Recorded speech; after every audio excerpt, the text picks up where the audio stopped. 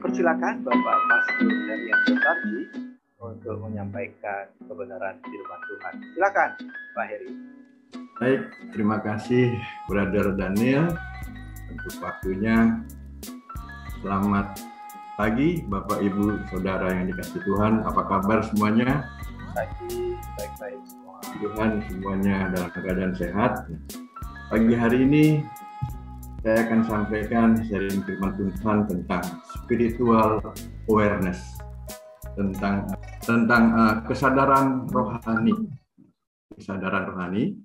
bahwa semua orang pasti saatnya punya kesadaran rohani.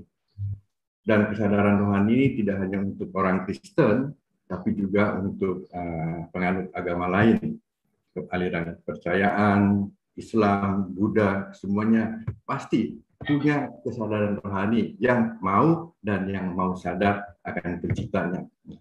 Sedikit definisinya tentang kesadaran rohani. Kesadaran rohani adalah kesadaran spiritual atau rohani yang merupakan pergeseran pemahaman dari yang lama ke pemahaman yang baru yang lebih utama bagi kehidupan. Tahap ini akan terasa seperti mencari Tuhan, sehingga orang yang telah menyadarinya akan menemukan siapa Tuhannya dan siapa dirinya sebagai makhluk Tuhan yang hidup bersama dengan Tuhannya. Nah, ini yang menarik untuk kita renungkan secara Kristen, karena tadi saya katakan bahwa kesadaran rohani juga akan dialami oleh semua penganut agama yang cinta akan Tuhan. Nah, tapi ya kali ini yang kita bahas khususnya untuk Kristen, dan dalam hal ini CCM, Christ Center Ministry, yang kebetulan memang kita pencariannya adalah kepada hanya Tuhan Yesus. Nah, ciri-ciri orang yang mengalami kesadaran rohani. Pertama, haus akan kebenaran firman Tuhan. Saya percaya saudara-saudara yang di sini semua pasti mengalami ini. Kalau nggak mengalami ini, kita nggak akan kumpul pagi hari ini. Haus akan kebenaran firman Tuhan. Sedikit-sedikit kalau kita dengar sentilan orang ngomong firman Tuhan, langsung telinga kita, hati kita tertarik. Apa yang dibicarakan? Kita bisa lihat di YouTube, atau bisa dilihat di WA, atau kita dengar khotbah, pasti tertarik. Dan hati kita kayaknya seperti ingin mengetahui lebih dalam lagi. Nah, ciri-ciri yang kedua itu merasa terhubung dengan Tuhan. Sepertinya hatinya tergerak, sepertinya suara Tuhan berbisik, berbicara. Nah, itu kita tidak tahu dapatnya dari mana. Kira-kira orang bilang ada rema atau ada bisikan apa, tapi itulah salah satu ciri-ciri kesadaran rohani yang dialami oleh setiap orang. Nah, yang ketiga, mulai kritis, mulai milah-milah terhadap setiap kata dan kalimat firman Tuhan. Nah, ini yang menarik. Biasanya kita dulu diajarin selalu menyatakan hal-hal firman Tuhan, seperti katakan, Tuhan itu baik, Tuhan itu baik, Tuhan itu baik. Nah, itu bagus. Tapi kalau kita bertanya dalam hati, kenapa Tuhan baik? Mengapa dia baik? Nah, kayaknya itu lebih masuk, lebih kritis. Kita ingin mengetahui lebih dalam kenapa Tuhan baik.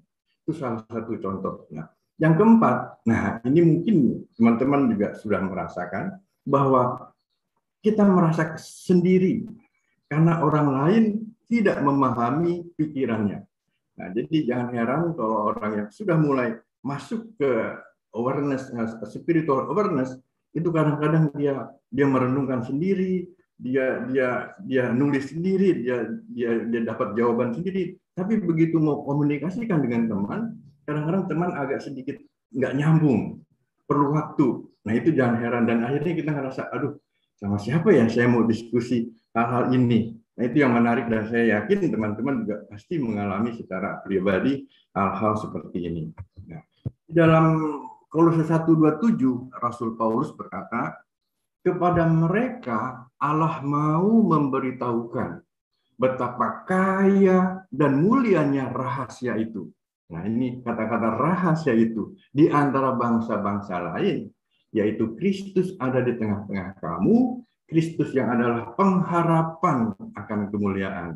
Nah, Pak Girsang selalu bilang, katakan rahasia itu. Rahasia itu Kristus. Nah, kalau sudah rahasia itu berarti kita mulai menyelidiki. Nah, kemuliaan Tuhan merahasiakan sesuatu, tapi kemuliaan raja-raja menyelidiki sesuatu. Nah, kita semua raja-raja di sini punya hati begitu masuk ke spiritual awareness untuk menyelidiki apa itu rahasianya. Sehingga kita dapatkan di Rasul Paulus ini yang menulis di Kolose 1:27 bahwa dia sudah ada di tengah-tengah kamu. Christ in you. Kristus sudah ada dalam tengah-tengah kamu. Akhirnya kita ingin menyelidiki lebih dalam lagi. Di dalam 2 Yohanes 1 ayat 2 juga dikatakan sebab Allah tinggal dalam hati kita. Nah, ini satu konfirmasi dan akan selalu berada dengan kita selama-lamanya. Versi bahasa Indonesia sederhana ya sehari-hari bahwa Allah sudah tinggal di dalam hati kita. Nah, kalau orang yang nggak sadar, kalimat ini biasa-biasa saja. Tapi orang yang sudah mengalami spiritual awareness langsung tersentuh, langsung wah ini jawabannya. Dia akan lebih lagi dalam. Nah, faktanya, nah ini yang membuka kita akan sedikit agak bingung, agak bertentangan karena faktanya berlawanan. Pertama, Kristus di luar kita. Kita bisa tahu di mana Kristus di luar kita. Kita lihat dari isi doa teman-teman kita yang belum mengalami awareness, spiritual awareness. Mereka bilang, Tuhan, datanglah. Jadi seolah-olah Tuhan di luar. Datanglah. Mari kita hampiri Tuhan. Padahal dia sudah ada dalam. Nah, kemudian dalam lirik lagu juga, lagu pujian penyembahan. Satu kalimat berkata bahwa aku senang dekat bersama engkau, dekat. Tapi satu kalimat dia katakan, ku nantikan engkau. Nah ini selalu bertentangan dengan kita yang sudah mendapatkan. Apakah ini benar, apakah ini salah? Saya pikir tidak ada yang benar dan salah. Tapi ini adalah pemahaman masing-masing. Karena Tuhan baik, dia memberikan kesempatan kepada semua untuk memahaminya. Sehingga ya kita nggak perlu pertentangan. Hanya kita sadari bahwa kita berhadapan dengan pemahaman di luar yang berbeda. Kedua, ada percampuran liturgi agamawi. Nah, liturgi agamawi ini kadang-kadang kita suka dengar teman atau pengkhotbah berbicara, kita harus taat, kita harus setia, kita harus rajin baca firman Tuhan. Kita harus. Nah, kata-katanya kitanya di depan. Itu subjek. Itu kenyataan yang di luaran sana. Kita harus, dan itu baik karena mereka punya pemahaman itu, kita nggak bisa salahkan. Kita harus akhirnya dengan kekuatan sendiri capek. Tapi sebaliknya orang yang sudah mengalami spiritual awareness, sudah mengalami anugerah Tuhan, subjeknya bukan kita, tapi Tuhan, Kristus baik. Kristus sudah menebus kita. Kristus sudah menyelamatkan kita. Kristus sudah menyembuhkan kita. Bersyukur. Kristus sudah mengatasi semuanya. Kristus sudah melindungi kita dan memberkati kita.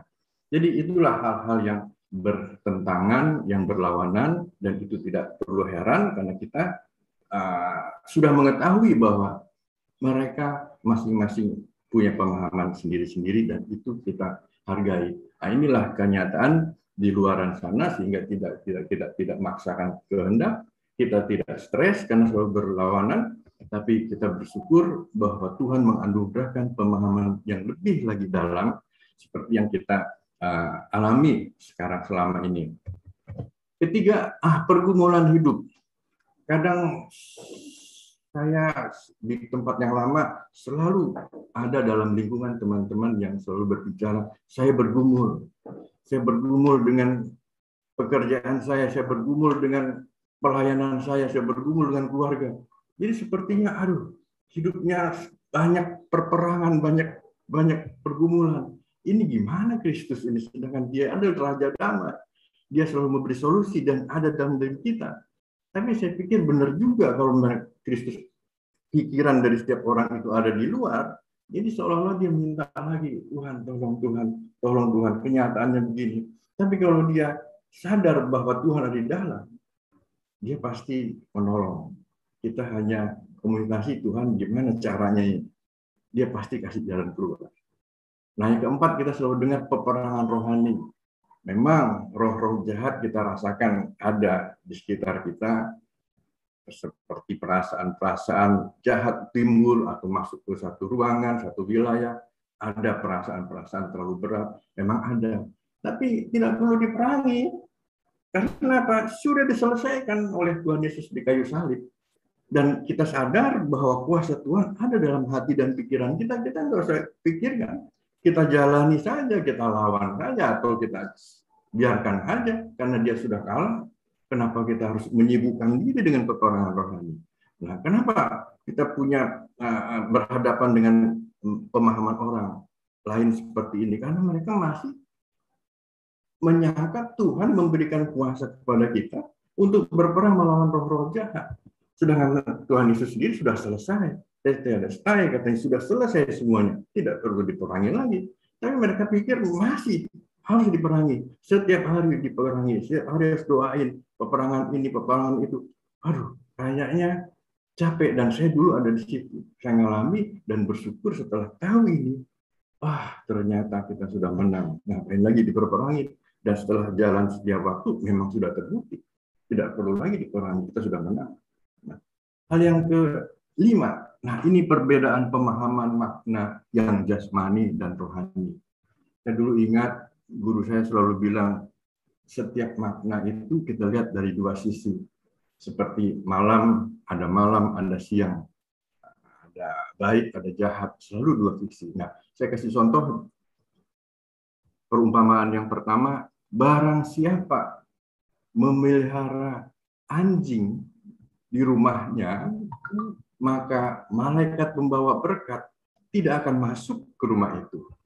Nah, kalau kita pahami secara literal, kita nggak mau piara anjing. Ngapain? Nanti malaikat pembawa berkat tidak akan masuk ke rumah itu. Wah, kita repot. Nah, itu pemahaman yang jasmani, silakan saja. Pemahaman yang literal, silakan saja. Tapi kenyataannya, orang yang piara anjing, yang rumahnya pagarnya tinggi-tinggi, malah diberkati. Hidupnya secara materi, kalau kita ngelihat berkatnya banyak. Lalu kita berpikir, loh firman ini yang berkata barang siapa memelihara anjing di rumahnya, maka malaikat pembawa berkat tidak akan masuk ke rumah itu. Enggak terjadi dong. Buktinya tetangga saya piara anjing, wah hidupnya sungguhnya lebih hebat. Ini bagaimana nih? Mereka yang enggak piara anjing biasa-biasa aja. Nah, tapi setelah diketahui bahwa kalau kita memahami secara jasmani, pasti tidak ketemu. Tapi setelah kita renungkan secara rohani, ternyata rumah itu adalah hati kita.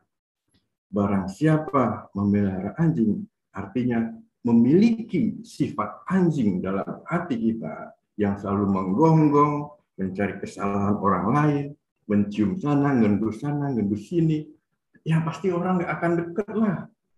Rasanya risih. Ya akhirnya orang nggak begitu dekat, ya berkat jadi nggak ada. Dijauhi oleh teman-teman. Nah, kalau kita masuki pemahaman seperti itu, saya kira semua golongan agama pasti menerima. Oh, itu yang dimaksud. Sifat anjingnya, bukan anjing fisik. Apalagi yang sekarang lagi viral di Aceh. Akhirnya menimbulkan polemik masalah penganiayaan binatang.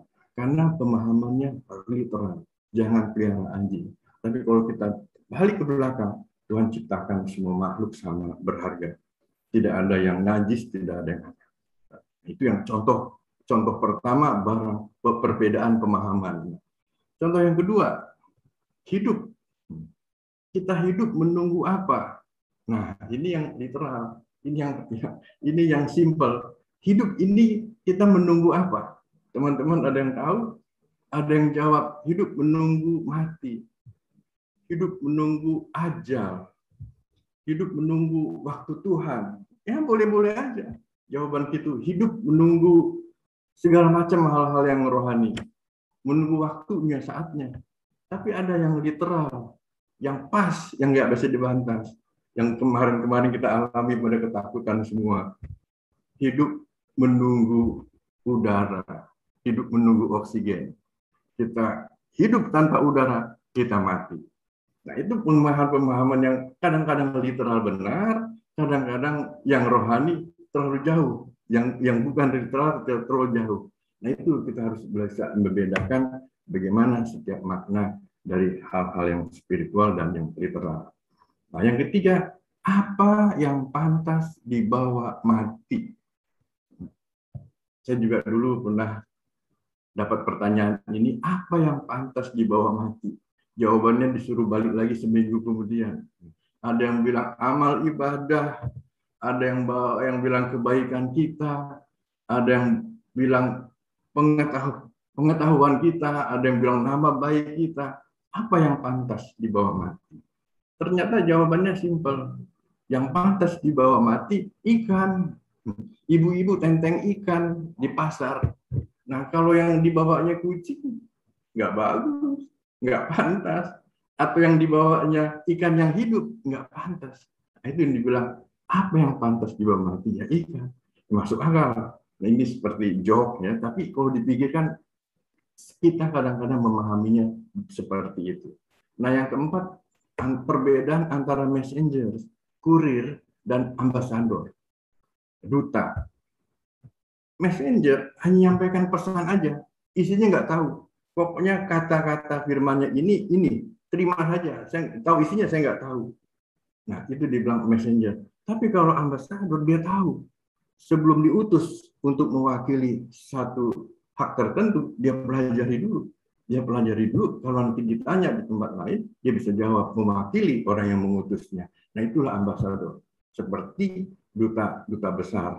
Dia mewakili negara RI umpamanya, dan rumahnya juga di luar negeri dibatasi. Masuk ke wilayah itu berarti masuk ke negara RI, masuk ke kedaulatan RI. Nah, itulah ambasador. Beda dengan messenger, hanya membawa kurir yang hanya menyampaikan pesan tapi dia tidak tahu arti pesan itu. Ini salah satu kenyataan yang di lapangan. Rasul Paulus dikatakan, kebenaran firman Tuhan dikatakan dalam Galatia 2 ayat 16, kamu tahu bahwa tidak seorang pun yang dibenarkan oleh karena melakukan hukum Taurat, tetapi hanya oleh karena iman dalam Kristus Yesus. Sebab kami pun telah percaya kepada Kristus supaya kami dibenarkan oleh karena iman dalam Kristus dan bukan oleh karena melakukan hukum Taurat. Sebab tidak ada seorang pun yang dibenarkan oleh karena melakukan hukum Taurat. Bapak, Ibu, Saudara sekalian, di depan layar ada kelihatan itunya PowerPoint-nya. Dari tadi dong ya. Oke. Jadi Galatia 2 ayat 16, saya ulangi ya. Kamu tak seorang pun yang dibenarkan oleh karena melakukan hukum Taurat, tetapi hanya oleh karena iman dalam Kristus Yesus. Sebab itu kami pun telah percaya kepada Kristus Yesus supaya kami dibenarkan oleh karena iman dalam Kristus dan bukan oleh karena melakukan hukum Taurat. Sebab tidak seorang pun yang dibenarkan oleh karena melakukan hukum Taurat. Teman-teman kita, Pastor Girsang, Pak WP, Pak Suhanda, Pak Ju kemarin juga sudah jelaskan bahwa dengan kekuatan kita tidak bisa mendapat kebenaran firman Tuhan kecuali dengan iman. Ini salah satu pemahaman yang kita renungkan dan kita hidupi saat ini. Yang kedua, di dalam Galatia 5 ayat 1, Rasul Paulus juga tetap berkata bahwa kita sekarang bebas. Sebab Kristus sudah membebaskan kita. Sebab itu, pertahankanlah kebebasanmu dan jangan mau diperhamba lagi. Ini versi bahasa Indonesia sehari-hari. Nah, bebas dari apa? Bebas dari hukum Taurat.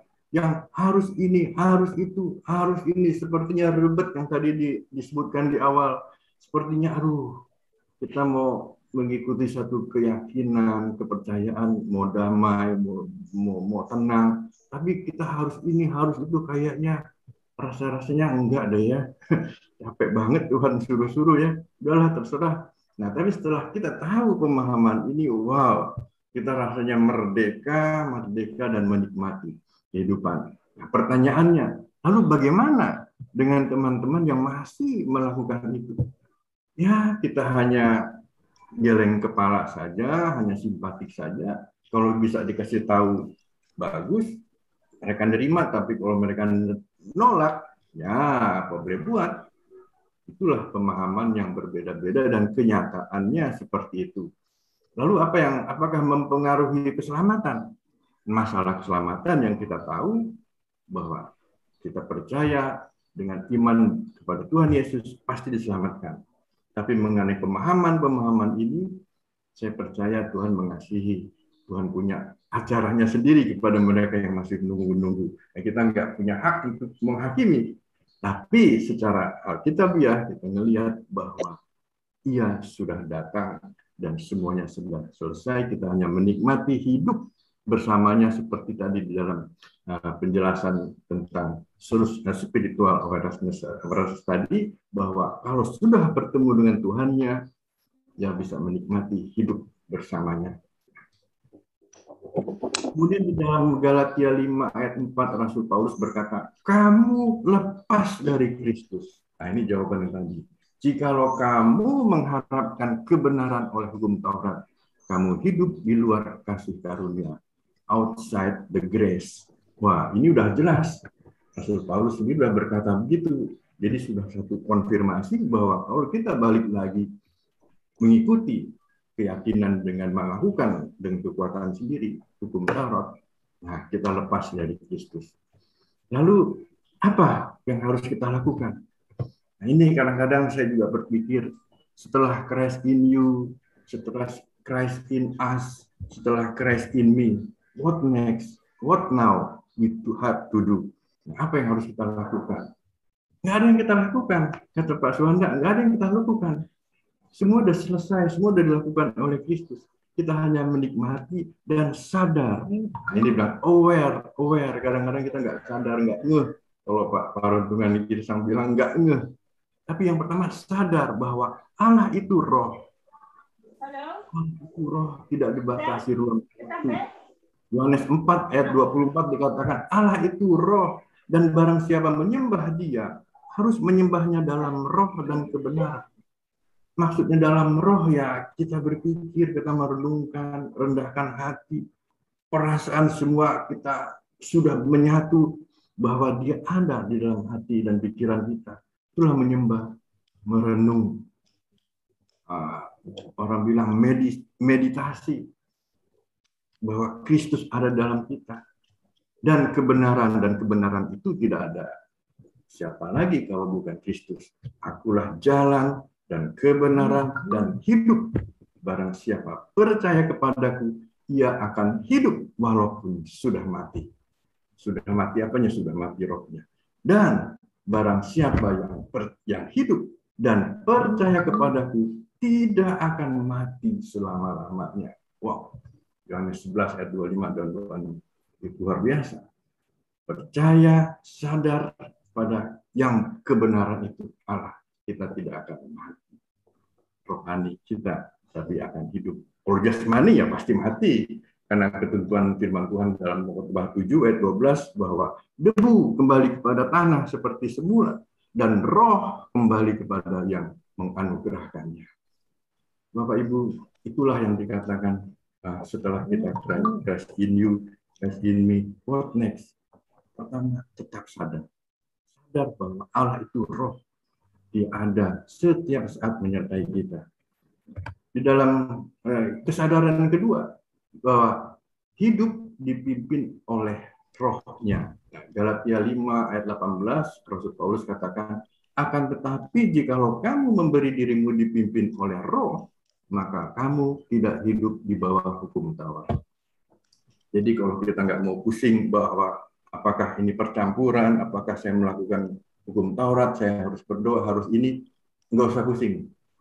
Serahkan aja hati dan pikiran kita dan hidup kita dipimpin oleh roh, dipimpin oleh Kristus yang ada dalam hati kita. Kita sudah tidak lagi hidup di bawah hukum Taurat. Saya kira teman-teman juga sudah pasti mengetahui hal ini, karena ayat ini selalu didengungkan setiap kali sharing firman Tuhan yang disampaikan oleh teman-teman yang lain. Yang ketiga, sadar bahwa Allah itu Immanuel. Nah, ini juga selalu disaringkan oleh Pak Rentungan Girsang di kitab Nubuatan Yesaya 9 ayat 6 dikatakan, sebab seorang anak telah lahir untuk kita, seorang putra telah diberikan untuk kita, lambang pemerintahan ada di atas bahunya, dan namanya disebutkan orang penasehat ajaib. Wah, apa ya namanya, misteri konselor gitulah, Allah yang perkasa, Bapa yang kekal, Raja damai. Bingung di situ, nama Allah semua, nama Bapa juga ada di situ. Raja damai, dia sendiri, penasihat ajaib, Allah yang perkasa ada di situ. Nah, itulah Immanuel. Akhirnya ditegaskan lagi di dalam Matius 1 ayat 23. Matius 1 ayat 23 dikatakan, sesungguhnya anak darah itu akan mengandung dan melahirkan seorang anak laki-laki, dan mereka akan menamakan dia Immanuel, yang berarti Allah menyertai kita. Waduh, ini kalau direnungkan dalam sekali, menyertai kita, karena saya dulu waktu masih okultisme, saya pegang jimat aja yang dikasih oleh guru yang harganya jutaan, dikantongin saja, aduh rasanya aman, damai. Mau keluar kota, mau masuk ke daerah yang rawan, mau berbisnis, mau pulang tengah malam, kayaknya aman. Tapi begitu lupa bahwa, waduh, gelisahnya bukan main. Bukan main, itu jimat ketinggalan di rumah. Waduh, pulang lagi ntar jauh, dah lah, nggak usah bagi jimat. Rasanya gelisah, rasanya ketakutan. Nah, kalau dibandingkan dengan Allah yang roh, yang nggak kelihatan, dia menyertai kita, waduh, lebih enak dari jimat itu. Nggak bayar lagi, nggak mahal. Semuanya serba gratis, anugerah, dia sertai kita tuh. Kalau baca ini, aduh, luar biasa. Allah menyertai kita, Immanuel. Keempat, apa yang harus kita lakukan? What next? What now? Sadar bahwa Kristuslah yang diberitakan. Nah, Pak Girsang selalu bilang di Kolose 1 ayat 28, Pak Suhanda juga, bahwa ini adalah visi misi kita. Kolose 1 ayat 28, dialah yang kami beritakan, Kristus. Apabila tiap-tiap orang kami nasihati. Pertama, nasihati. Dan tiap-tiap orang, enggak semua orang, tiap-tiap orang yang mau. Dan tiap-tiap orang kami ajari. Tadi nasihati, sekarang ajari tiap-tiap orang, tidak semua orang yang mau saja, dalam segala hikmat untuk memimpin tiap-tiap orang, memimpin lagi tiap-tiap orang kepada kesempurnaan dalam Kristus.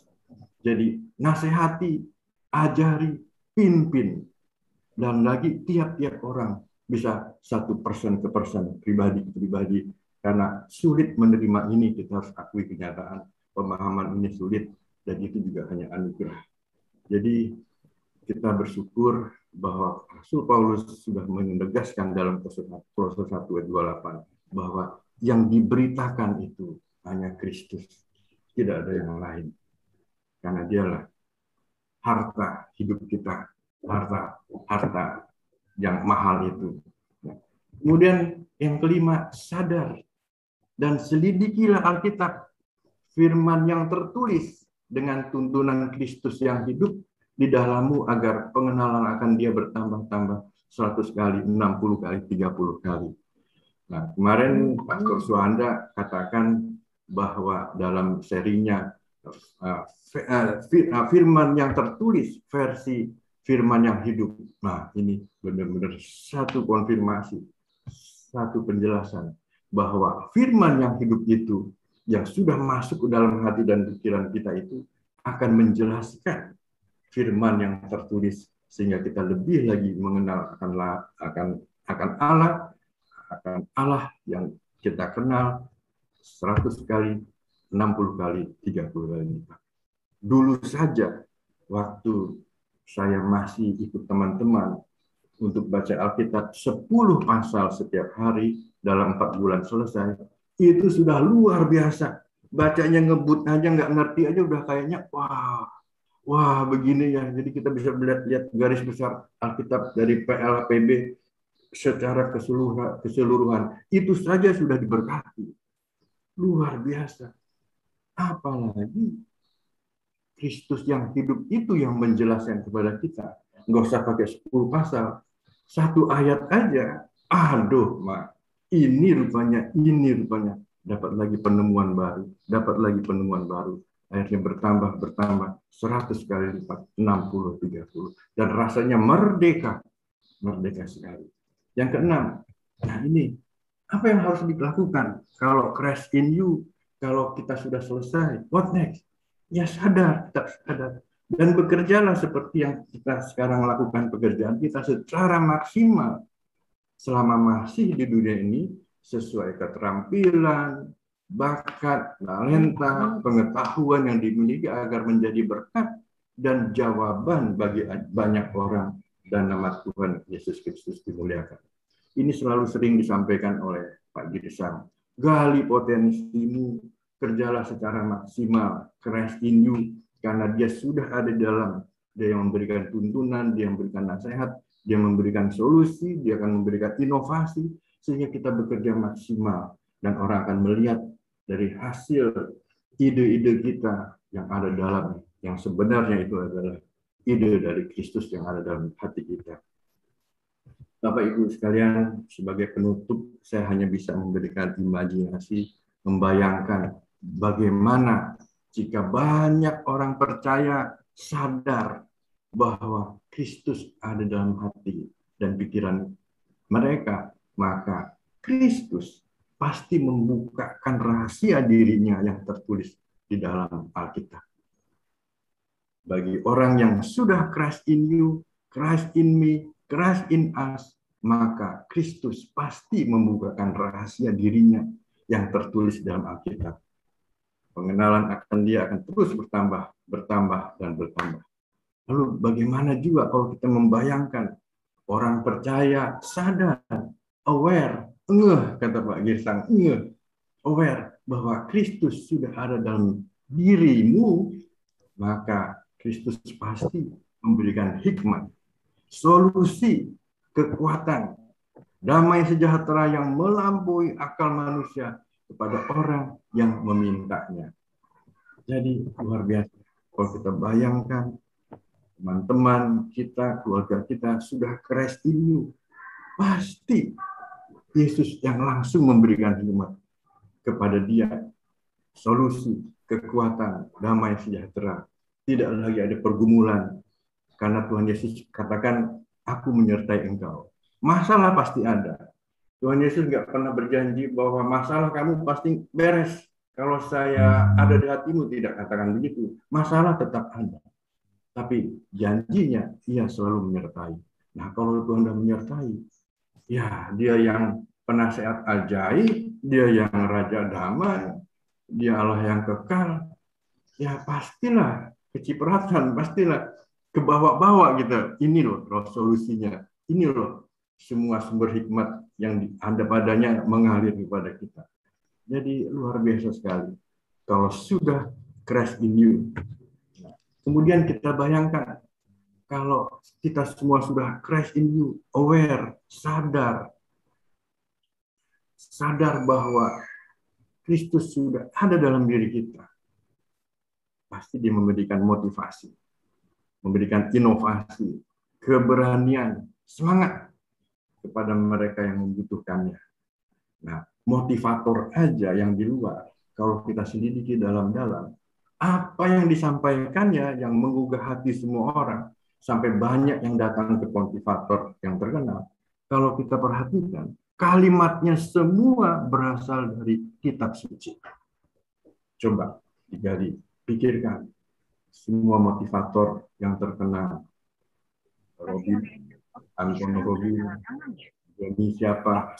Semuanya saya lihat ambil dari Alkitab. Apalagi kita sekarang, sang motivator itu sudah ada dalam diri kita. Udah nggak ada. Jadi basement semua ya. Memberikan motivasi, inovasi, keberanian, semangat pada mereka yang membutuhkannya. Bayangkan juga kalau Christ in you, Christ in me, semua kepada orang percaya, Kristus pasti memberikan berkat jasmani, rohani, dan sukacita karena ia mengetahui kebutuhan anak-anaknya. Bayangkan juga kalau Kristus sudah ada dalam hati orang percaya, dan orang percaya sadar setiap saat bahwa Kristus ada dalam hati dan pikirannya, Kristus pasti memberikan kesembuhan jasmani dan rohani kepada yang memerintahnya. Dan yang terakhir, Kristus pasti memberikan perlindungan kepada anak-anaknya, kepada semua orang yang percaya. Kiranya Christ in you awareness, spiritual awareness ini selalu ada dalam hati kita. Kita dibebaskan dari hukum Taurat yang harus ini, harus itu, harus segala macam, sehingga kita tidak sanggup. Tapi oleh karena kesadaran bahwa Ia sudah ada dalam hati kita, kita bisa bekerja bersama Dia dan Ia menuntun kita. Masalah tetap ada dan tekanan tetap ada. Nah, kalau masalah gampang, masalah ada solusinya. Kita lihat penyebabnya apa, jalan keluarnya apa yang harus dilakukan, solusinya ada. Tapi kalau tekanan, tension, tekanan nggak bisa. Dia selalu ada. Tekanan dari orang yang nggak percaya pemahaman kita, tekanan dari pekerjaan yang selalu menekal, kerjaan, tekanan dari keluarga, tekanan dari itu. Nah, oleh karenanya kita perlu hikmat untuk mengatur tekanan itu supaya kita bisa menguasainya, bisa mengendalikannya. Karena tekanan juga perlu. Kalau kita dengar alat musik seperti gitar ataupun drum, itu ada tekanan-tekanan mengatur dan nada. Nah, kalau tekanannya kendor, dia nggak ada suara yang nyaring. Tapi kalau tekanannya pas, sesuai, melodinya juga suaranya bagus. Jadi, kita bersyukur walaupun ada tekanan, tapi tekanan itu kita bisa kendalikan karena Kristus ada dalam kita. Christ in you, Christ in me, Christ in us. Kiranya firman Tuhan cukup sekian. Tuhan Yesus memberkati. Terima kasih. Ya. Wah, luar biasa ya. Terima kasih Pastor Herianto Bakti atas sharing firman Tuhan pada pagi dan siang hari ini.